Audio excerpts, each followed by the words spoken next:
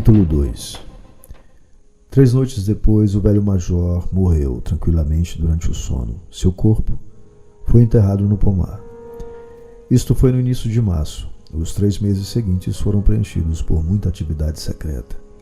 O discurso do major havia dado aos animais mais inteligentes da fazenda uma visão completamente nova da vida.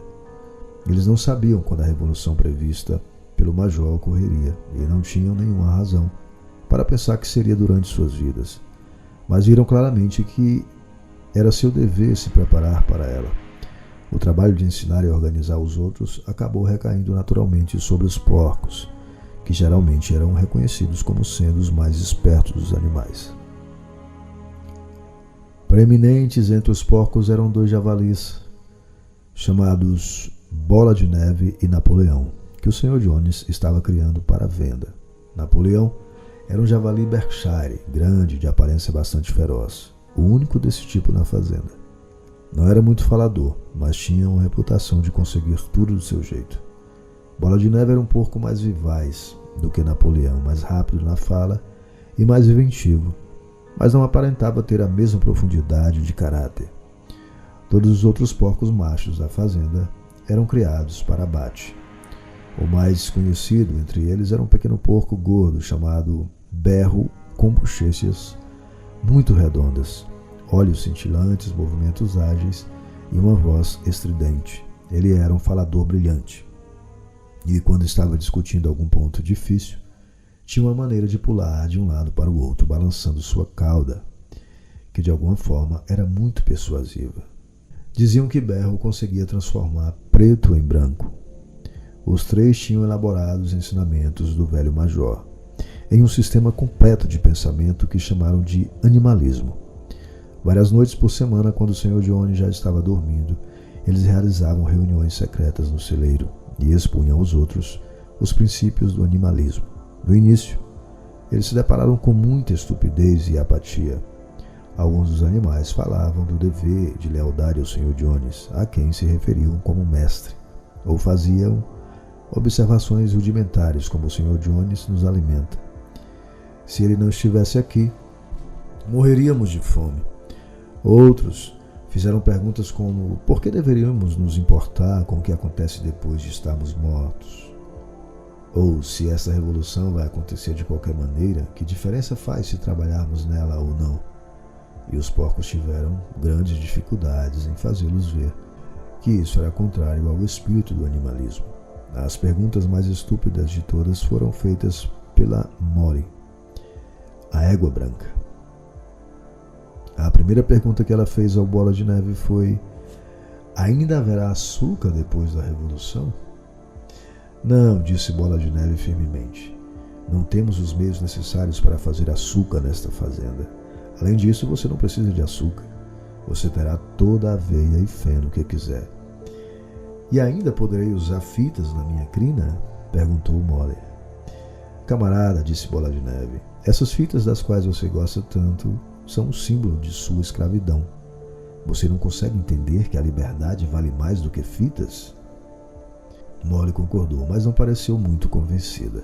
Os porcos tiveram uma luta ainda mais difícil para contradizer as mentiras proferidas por Moisés, o corvo dócil. Moisés, animal de estimação favorito do Sr. Jones, era um espião e um mentiroso, mas também um orador esperto. Ele afirmou saber da existência de um lugar misterioso chamado Montanha Doce de Açúcar, para o qual todos os animais iriam quando morressem. Ele estava situado em um lugar no céu, a uma pequena distância além das nuvens, disse Moisés. Na Montanha Doce de Açúcar, era domingo 7 dias por semana. A grama crescia o ano inteiro e torrões de açúcar e bolos de linhaça davam em árvores. Os animais odiavam Moisés porque ele só contava histórias e não trabalhava. Mas alguns deles acreditavam na Montanha Doce de Açúcar, e os porcos tinham que argumentar muito para convencê-los de que tal lugar não existia.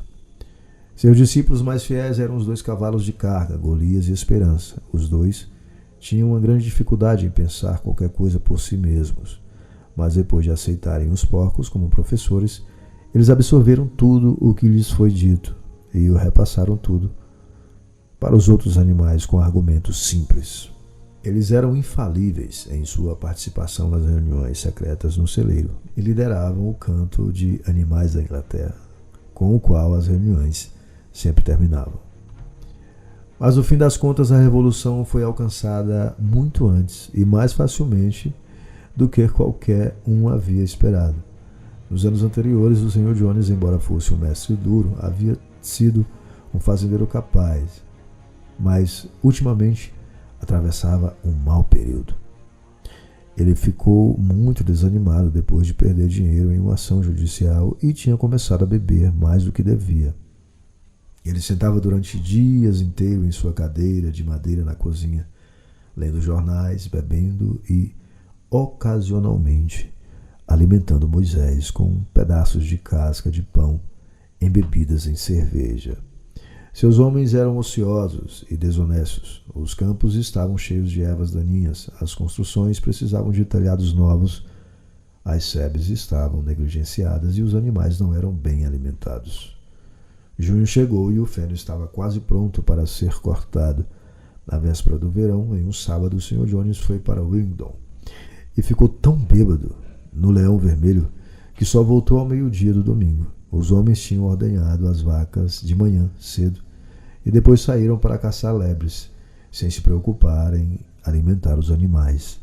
Quando o Sr. Jones voltou, ele foi imediatamente dormir no sofá da sala de visitas com um jornal cobrindo seu rosto, de modo que, quando a noite chegou, os animais ainda não tinham recebido comida. Finalmente, eles não aguentaram mais.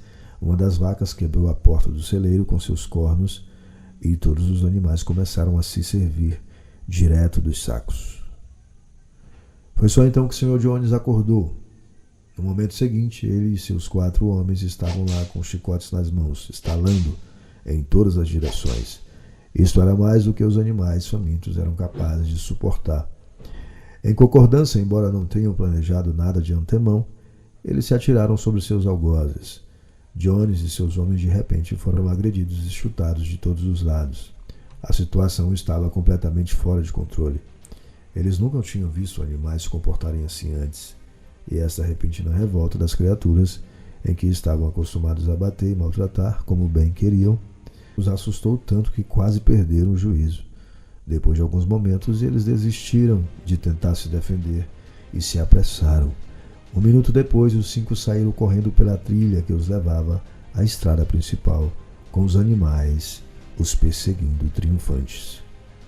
O Sr. Jones olhou pela janela do quarto, viu o que estava acontecendo, jogou apressadamente alguns pertences em uma mala de tapeçaria e escapou da fazenda por outro caminho. Moisés saltou de seu poleiro na direção dela, corvejando ruidosamente. Enquanto isso, os animais tinham perseguido Jones e seus homens até a estrada e bateram o portão de 5 grades atrás deles. E assim, antes de se darem conta do que estava acontecendo, a revolução havia sido levada adiante com sucesso. Jones foi expulso e a fazenda solar era deles. No começo, os animais mal podiam acreditar em sua sorte. O primeiro ato foi galopar em conjunto ao redor dos limites da fazenda, como se quisessem ter certeza de que nenhum ser humano estava escondido por ali. Então eles correram de volta para as instalações para apagar os últimos vestígios do odiado reinado de Jones. O galpão de arreio no fundo dos estábulos foi aberto. Os freios, as argolas de nariz, as correntes dos cachorros e as facas cruéis usadas pelo Sr. Jones para castrar os porcos e cordeiros foram jogados no poço. As rédeas, os cabrechos, os antolhos e os degradantes bornais foram jogados na pilha de fogo que queimava no pátio. Os chicotes também. Os animais se alegraram quando viram os chicotes pegando fogo. O Bola de Neve também jogou no fogo as fitas com as quais as crinas e caudas dos cavalos eram decoradas nos dias de feira. As fitas, disse ele, devem ser consideradas roupas, que são a marca de um ser humano. Todos os animais devem andar nus. Quando Golias ouviu isto, pegou o pequeno chapéu de palha que usava no verão para manter as moscas longe de suas orelhas e o jogou no fogo com todo o resto. Em pouco tempo os animais tinham destruído tudo o que os lembrava do Sr. Jones. Então, Napoleão os levou de volta ao celeiro e serviu uma ração dupla de milho para todos, com 2 bolachas para cada um dos cães. Então cantaram animais da Inglaterra de ponta a ponta 7 vezes sem parar, e depois de se acomodarem para passar a noite, dormiram como nunca havia dormido antes. Mas eles acordaram logo ao amanhecer, como de costume, de repente, lembrando-se do glorioso acontecimento do dia anterior, correram todos juntos para o pasto. Um pouco mais abaixo do pasto havia um monte que permitia ver a maior parte da fazenda. Os animais correram para o topo e olharam à sua volta com a luz clara da manhã. Sim, era deles. Tudo o que eles podiam ver era deles.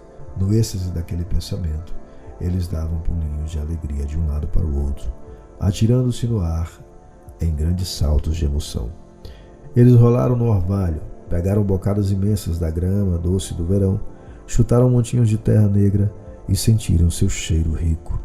Em seguida, fizeram uma inspeção de toda a fazenda e fiscalizaram com uma silenciosa admiração a lavoura, o campo de feno, o pomar, o lago, o bosque.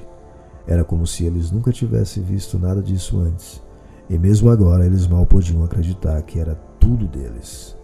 Em seguida, eles voltaram para a área de instalações da fazenda e pararam em silêncio do lado de fora da porta da casa. Ela também era deles, mas tinham medo de entrar. Após um momento, porém, Bola de Neve e Napoleão abriram a porta com seus ombros e os animais entraram em fila, andando com o maior cuidado por medo de perturbar qualquer coisa. Eles espiaram todos os quartos com medo de emitir qualquer som que não fosse um sussurro e olhando com uma espécie de espanto para o luxo inacreditável, para as camas com colchões de pena, os espelhos, o sofá de crina de cavalo, o tapete estampado, a litografia da Rainha Vitória sobre a lareira da sala de visita. Eles estavam descendo as escadas quando a Molly foi tida como desaparecida. Voltando para trás, os outros descobriram que ela tinha parado no melhor quarto. Ela havia encontrado um pedaço de fita azul na mesa de servir da Sra. Jones e estava segurando contra o ombro e admirando-se no espelho como uma boba. Os outros a reprovaram severamente e foram para fora, com exceção de alguns presuntos pendurados na cozinha, que foram levados para serem enterrados, e o barril de cerveja na copa que foi amassado com um chute do casco de Golias. Nada na casa foi tocado. Uma resolução de que a casa deveria ser preservada como um museu foi aprovada com unanimidade no local. Todos concordaram que nenhum animal jamais deveria viver lá. Os animais tomaram seu café da manhã e então Bola de Neve e Napoleão os convocaram novamente. Camaradas, disse Bola de Neve, são 6:30 e temos um longo dia pela frente. Hoje começamos a colheita do feno, mas há outro assunto que deve ser tratado primeiro. Os porcos agora revelaram que durante os últimos 3 meses eles haviam aprendido a ler e escrever sozinhos a partir de um velho livro ortográfico que tinha pertencido aos filhos do Sr. Jones e que havia sido jogado em um canto. Napoleão mandou buscar potes de tinta preta e branca e conduziu o caminho até o portão de 5 grades que dava para a estrada principal. Então Bola de Neve, que sabia escrever melhor, pegou um pincel entre os 2 nós de sua pata, riscou Fazenda Solar na barra superior do portão e em seu lugar pintou Fazenda dos Animais. Este era o nome da fazenda a partir de agora. Depois disso, eles voltaram às instalações onde Bola de Neve e Napoleão mandaram buscar uma escada que foi encostada na parede da extremidade do grande celeiro. Eles explicaram que, com seus estudos dos últimos 3 meses, os porcos tinham conseguido reduzir os princípios do animalismo a 7 mandamentos. Estes 7 mandamentos estariam agora inscritos na parede. Eles formariam uma lei inalterável que todos os animais da Fazenda dos Animais devem seguir para sempre. Com alguma dificuldade, Bola de Neve subiu e se pôs a trabalhar com berro alguns degraus abaixo dele, segurando o pote de tinta. Os mandamentos foram escritos na parede coberta de piche, em grandes letras brancas, que podiam ser lidas a 30 metros de distância. Eram os seguintes: Os 7 mandamentos. Primeiro, o que quer que ande em 2 pernas é inimigo. Segundo, o que quer que ande sobre 4 pernas ou que tenha asas é um amigo. Terceiro, nenhum animal deve usar roupas. Quarto, nenhum animal deve dormir em uma cama. 5. Nenhum animal deve beber álcool. 6. Nenhum animal matará outro animal. E 7. Todos os animais são iguais. Foi muito bem escrito, e exceto que amigo foi escrito anigo. E um dos S's foi escrito invertido. A grafia saiu correta durante toda a escrita. Bola de Neve leu a lista em voz alta para o benefício dos outros. Todos os animais acenaram com a cabeça em total concordância. E os mais espertos logo começaram a decorar os mandamentos. Agora, camaradas, gritou Bola de Neve, jogando o pincel de pintura para o campo de feno. Façamos da colheita um momento de honra. Vamos colher mais rápido do que Jones e seus homens jamais puderam fazer. Mas neste momento as 3 vacas, que já pareciam inquietas há algum tempo, deram um grande mugido. Elas não tinham sido ordenhadas há 24 horas e suas tetas estavam quase explodindo. Depois de um pouco de reflexão, os porcos mandaram buscar baldes e ordenharam as vacas com bastante sucesso, já que suas patas pareciam adaptadas a essa tarefa. Logo havia 5 baldes de leite cremoso, espumoso, que vários animais olhavam com grande interesse. O que vai acontecer com aquele leite todo? Disse alguém. Jones às vezes misturava um pouco de leite na nossa ração, disse uma das galinhas. Esqueçam o leite, camaradas, gritou Napoleão, colocando-se na frente dos baldes. Isso será resolvido. A colheita é mais importante. O camarada Bola de Neve vai liderar o caminho. Seguirei dentro de alguns minutos. Avante, camaradas. O feno está esperando. Então os animais trotaram para o campo de feno para começar a colheita, e quando voltaram à noite, notaram que o leite tinha desaparecido.